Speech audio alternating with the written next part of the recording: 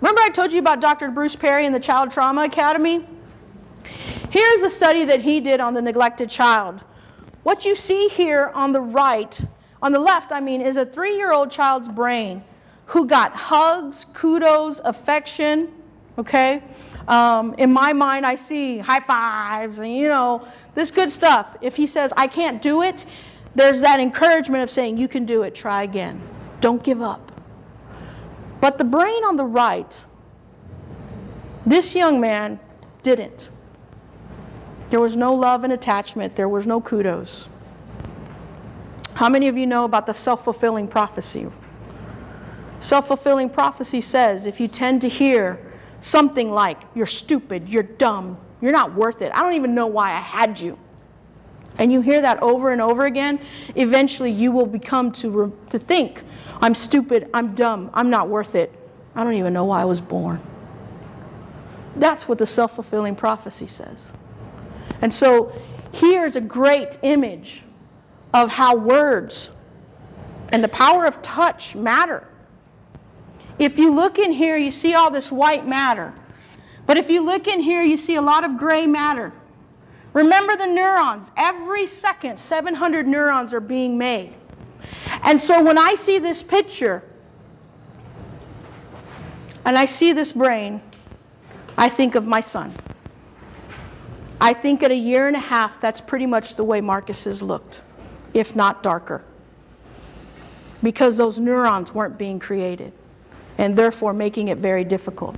If I see Marcus now at 9, I think he's almost close to having a normal.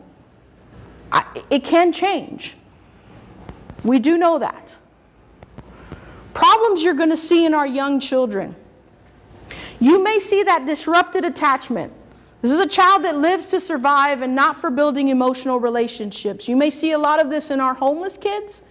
You may see a lot of this in our kids who have parents with mental health issues or domestic violence situations. Because why? They're living to survive. They're always in like a kind of mode. They're doing what they got to do. They don't have time to make friends. They don't have time to make friends with adults, like their teachers, coaches, because they're living to survive. They are acting most likely a lot like they're taking care of their parents. So they're acting like the parent, and the parent is the child. Mom, remember to take your medicine. Dad, remember to drop me off. Don't forget to pick me up. That sound like some kids you might know? Our hyperarousal, these are children that tend to overreact to triggers that other children find not threatening. These kiddos right here are in that flight mode. Remember we talked about fight or flight. They're in that flight mode. Okay? You're walking to them and they're already taking a step back. And you're like, what? I'm not doing anything. They're already, hey, they're ready. Okay? They're in that flight mode. When Marcus came to us, he was very much in hyperarousal, but so was Bella, don't you think? She had already become hypervigilant, that she knew not to blink or frown because she didn't want to get hurt. And so she also was in that stage. The disassociation is a coping mechanism. It allows a child to pretend, I'm in another place. They actually do. They have that very blank look, and you're like, Marcus, Marcus, Marcus. And then it's like, huh? They've gone to their world. You may see a lot of that in our domestic violence, our children that suffer through family violence, domestic violence, okay? Or they witness a traumatic event, such as what? A shooting or someone getting killed. These are instances where that may happen. I'm going to share with you my story real quick before we actually get into the ACE. When I was 5 going on 6, 6 going on 7, my mother will say I was 7 going on 8. We have this argument all the time.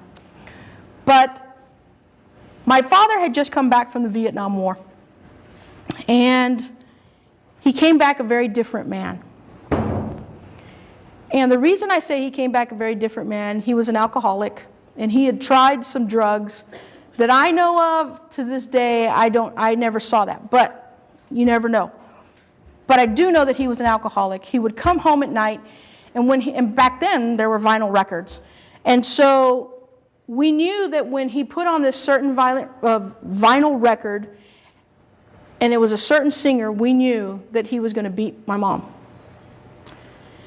And he would do the same ritual every time. He would put her in a chair that my great-grandmother had reupholstered, and he would just beat her black and blue. One night, my father came home. He put on the vinyl record. And I remember he told me, go to your room. That was just the ritual. Go to your room, don't open the door till I tell you. Except this time came another sentence. Because this time he knelt down beside me and he said, Mommy's going to sleep for a very long time. Go to your room. And I remember going in my room and closing the door. And I remember thinking, and I was like, he's going to kill her. He's going to kill her. And I remember my mother coming in, and my mother giving me a big hug. And she whispered in my ear, don't blame your father, blame the war. To this day, I'll never forget it. Don't blame your father, blame the war. And she said, I love you very much. Don't come out. She closed the door behind her. I start crying. And I'm like, what am I going to do? Back then, there was not 911. Back then, you had to memorize the number. And so I ran to the kitchen. And when I ran to the kitchen, because that was where our phone was, you know that long cords? Y'all remember those cords? Long cords. The only number I had been taught was my grandparents' number, who lived in Beeville, Texas, and we lived in Houston, Texas. So my grandparents couldn't do anything. Those were my mom's parents. And I remember hanging up the phone, and I remember, okay, what are you going to do? And many people have come up to me and they ask me, how the heck did you understand that he was going to kill her? I just knew. I just knew that that's what his intentions were. Okay, Mommy's going to sleep for a very long time. I put it together. So I took matters into my own hands and I grabbed a knife. It was about this long. And I went to my dad, who was beating my mom, and he was slouched over beating her, and I stabbed him twice in the back, 2 inches away from his heart. And I remember leaving the knife in there, and he got up. My mother was so dazed, and he's still going like this. My mother still hasn't come to, and I'm just stepping back. Walking to the front door, just stepping back as he's still going like this. And that's going to look real funny on video. And I remember my mother came to, and she walked to him, and she grabbed him, and she led him to the bedroom, applied pressure, took out the knife, and she looked at me, and she goes, Clarissa, ¿qué hiciste? Which is Spanish for, Clarissa, what have you done? And I'm like, really? But she didn't know. She hadn't heard the words. He may have said something, I don't know. But she hadn't heard the words. So I remember her calling for an ambulance. The ambulance came. Long story short, he didn't die. He needed a lot of blood transfusions. And my mother told the police that she did it in self-defense. Being a child who witnesses domestic violence is a trauma. I am a victim of domestic violence. We just finished October, which is Domestic Violence Month. When my mom had to make the tough choice, she did what was right, and she said, I'm leaving you. And she divorced him. Okay? She didn't know what to do, guys. She had been with this man for, I think at that time it was 18 years. And I could have the years wrong. If it's on video, it's wrong. I'm not sure. But she had been with him 10 plus years already. And she left me with my grandmother and my grandfather in Beeville. And she left. At age 30, I really got it. And I understood, reasoning developed, fully, right? I got it. She had to deal with her own junk. But when you're 7 going on 8, like my mom said, do you think you understand why your mom's leaving? No. All I thought was, it's my fault. You left because I I stabbed him in the back. I was just trying to help you. Why are you leaving me? And I had resentment, and I had anger, and I had behavior problems, and I couldn't concentrate in school. And my grandmother didn't know what to do, my poor grandparents. She didn't know what to do. And I had an aunt, because I have 6 aunts and uncles, and one aunt says, she needs counseling. And so I remember my grandmother said, good idea. Why not put her in counseling? And I started to talk about it. And I started to help me understand what was going on, and to certainly realize that it was not my fault.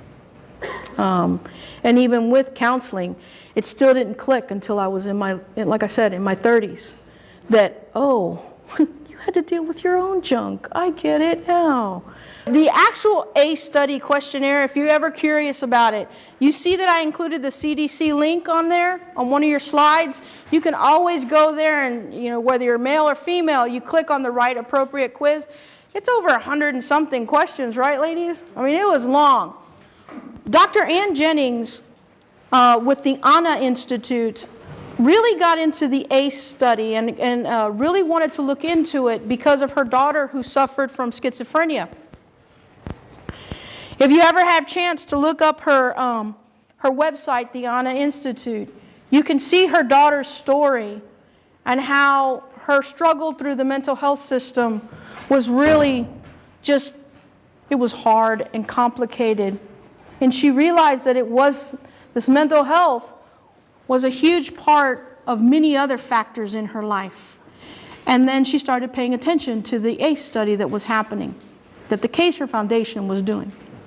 And so she has gone around, and she was our keynote speaker for our conference in 2012. And she gave us her little mini version of an ACE questionnaire. The ACE study looks at 10 specific traumas and then household dysfunction, okay? And so when you take this, the handout's being handed out right now. When you're answering this questionnaire, remember, be honest with yourself if you want your true score. So every question that you answer, if you say yes, that's 1 point, okay? Every time you answer yes, it's 1 point. Understand, I don't care how many times it happened in your life. You're like, well, I think that happened like 23 times to me. That's not 23 points. It's just 1 point. So the maximum score you can get is 10, okay? Now, if at any point in time you're like, well, does the junk club really count? Answer yes. Okay? If you're in doubt and you're like, I don't know if this was really abuse, but can I talk to you about it? It's probably a yes. Because if your gut tells you it's a yes, it's a yes. Does that make sense? Okay. So if you'll be patient with me, just look at the first sheet. Don't go skimming through the rest of your handouts quite yet. We're going to get there. Okay? But take the ACE study for right now, and let's kind of figure out your score.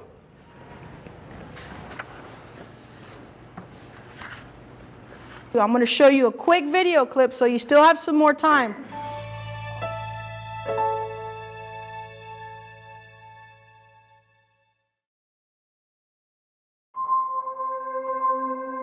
Rob and Vince then began a collaboration that's ultimately become one of the foremost epidemiologic studies of long-term health impacts of child abuse and neglect. I think the most important thing that contributes to the information of the ACE study is simply the powerful nature of when people tell you the truth about their lives and you listen, you understand their life course. It's made me realize how much of what we see in adult medicine is the result of what was present but not seen in pediatrics. ACE has changed the landscape, and I want to talk a little bit about how and why they changed the landscape and how we can take what we've learned from the ACEs.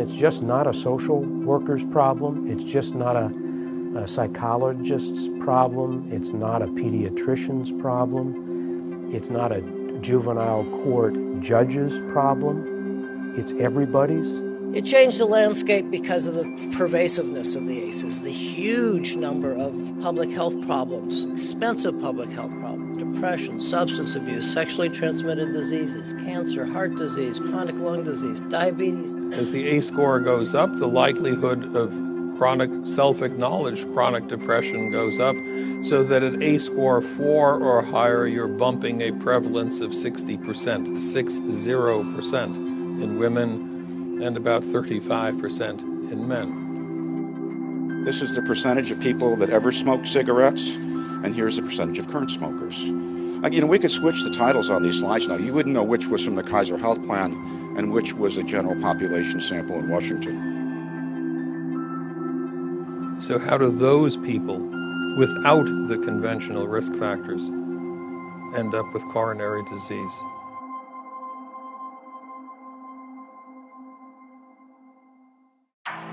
We have used this over an 8-year period with 440,000 adult patients. I believe that this is the most important thing you can ever do, which is begin to deal with this intergenerational transmission of adversity that causes so many problems in our society.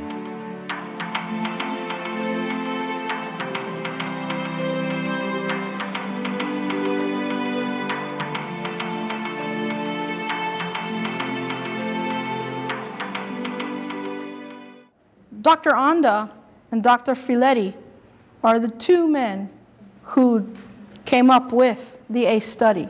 So you heard it from the horse's mouth about why adverse childhood experiences is important. It's important for us to understand where we're coming from.